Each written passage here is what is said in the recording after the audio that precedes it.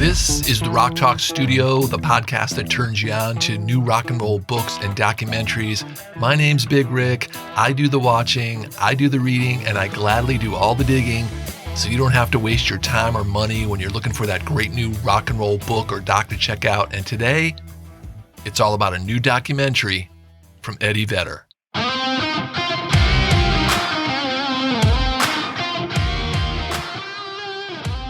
Eddie Vedder, come on, man. What are you up to? I've never, in the 4 years I've been reviewing and previewing and recommending rock and roll documentaries, I have never discussed something like this on this show. This was one of the most intense documentaries I've ever seen, and one of the most beautiful and touching at the same time. Eddie Vedder and his wife have been waging a war against this horrible disease called EB. It's a rare genetic skin disease. It's known as the worst disease you've never heard of.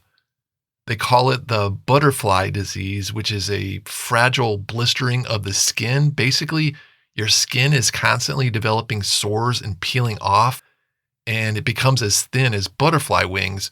And if that's not horrible enough, it mainly only happens to young children. This doc is about this disease, the people who have it, the families that are trying to deal with it, the people who are trying to cure it, and a solo concert Eddie Vedder did to raise money and awareness for it. I found this doc to be an extremely humbling documentary. Seriously, it makes me never want to complain about anything ever again. Not after seeing what these incredible, brave, and beautiful kids had to go through and what their parents have to deal with.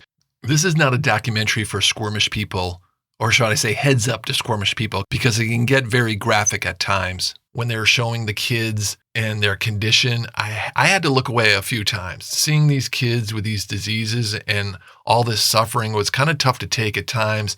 Because of the disease, they have to tend to their wounds constantly, and they have to wrap their skin to kind of hold it together. And their parents have to do this for them over and over again. One parent mentioned in the doc that the process takes her up to 4 hours to complete. I was just constantly shaking my head over and over again with what these people are going through and the amount of pain that these kids have to endure with this disease. There was a couple of parents in this documentary that actually adopted kids with the disease, knowing what they had to do and all that goes into trying to make their lives more comfortable, more meaningful for these children. These people are just angels. Eddie and his wife have been in the thick of this thing for a while. They're doing all they can to help find the cure.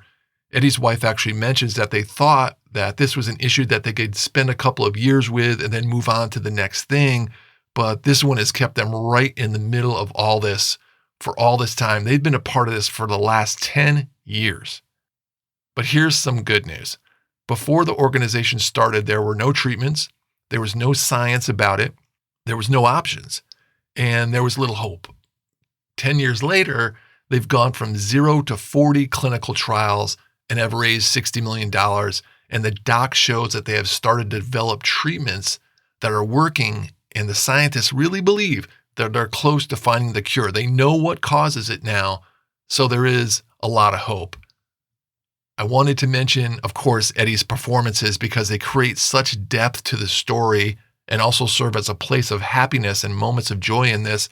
The concert moments of him performing full songs are placed in between the children's story, and they're really moving. They're so spectacular.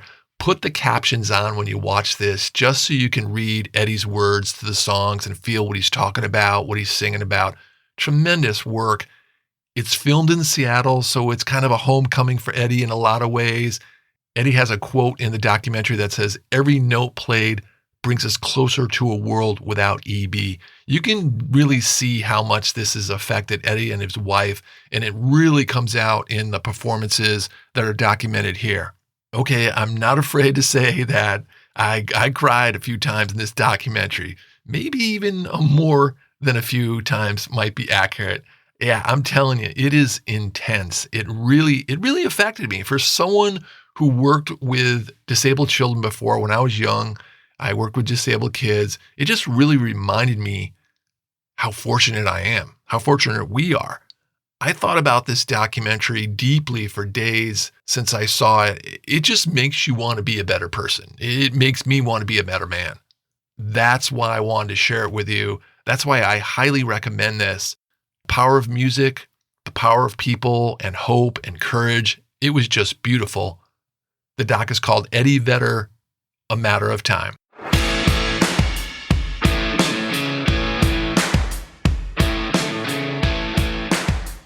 Wow. Okay. If you're a first-time listener, I guarantee you, I've done 104 or 5 shows now.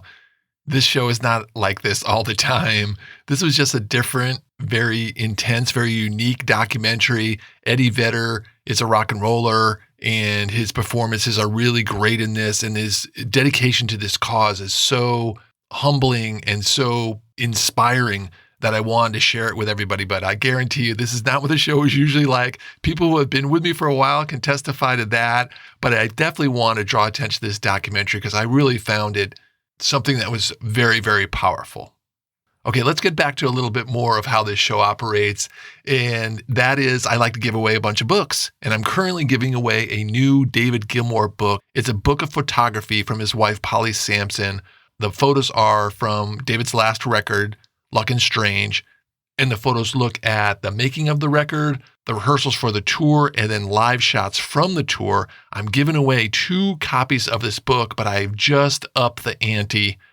I just got news that they're going to be putting a signed book plate into both of these copies with David Glimour's signature. How cool is that? If you want to get into the drawing for this book, all you have to do is either one, send me an email, and this is in the show notes too. So there's a little description about the show. In the show notes is my email, info@rocktalkstudio.com. Send me an email, just say Big Rick, put me in the drawing for the David Glimour signed book.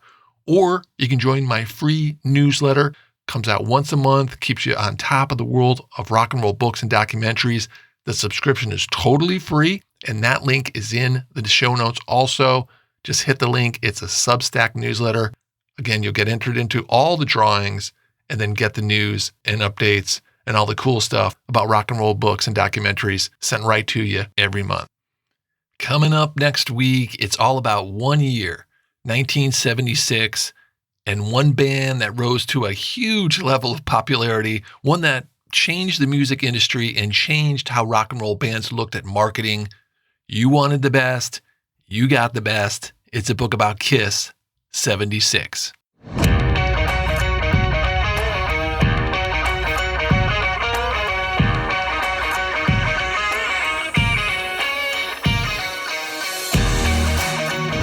Thanks for tuning in, everybody. Love talking rock and roll and love branching out a little bit and turning you on to something a little bit different, but still in the world of rock and roll and still something that I highly recommend. All right, let's tear it down, pack it up, and head on down the road. I'll catch you next time in the Rock Talk Studio.